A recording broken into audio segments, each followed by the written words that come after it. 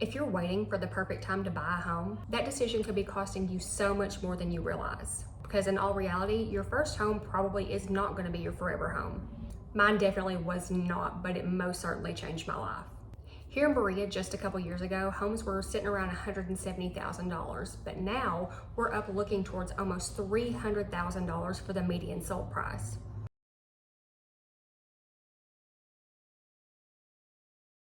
And you have to think, that's not national news. That's right here locally in our area where we live. All day, every day, I'm hearing people talking about how they're waiting for the market to crash and for rates to go down. And trust me, I've been there and done that. I understand the frustration. There was a time I honestly thought that I wasn't going to be able to buy it all. Picture this: nicotine stained walls, the puke marbly green laminate flooring with the countertops to match.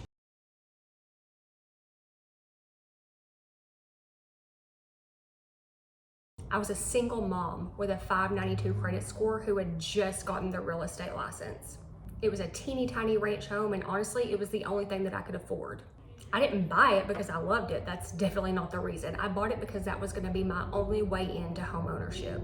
I bought my first home for $99,000, and in 2.5 years' time, I put in so much sweat equity that I was able to cash out for $165,000. And that equity allowed me to move up the housing chain and eliminate a PMI on my next home. I call this best kept secret the housing ladder. You're gonna start small, start where you can afford. Again, it does not matter if you like it. Work your way up. Paint the walls, paint the cabinets, put in new countertops, update the appliances. These small things are gonna build the equity over time so that whenever you are ready to cash out in 2 years, you're gonna do that to avoid capital gains taxes. You're gonna be able to take all of that equity that you've worked on and have spent so much time on and move on up to your next home.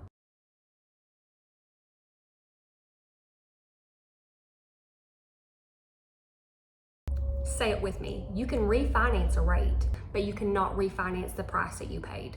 I'm not telling you to settle forever. I'm telling you that if you do want to start, it has to be somewhere, because the people that are usually winning in real estate are just the ones that got there first. If you're local and feel stuck, reach out. There may be a lot more options for home ownership than you really think.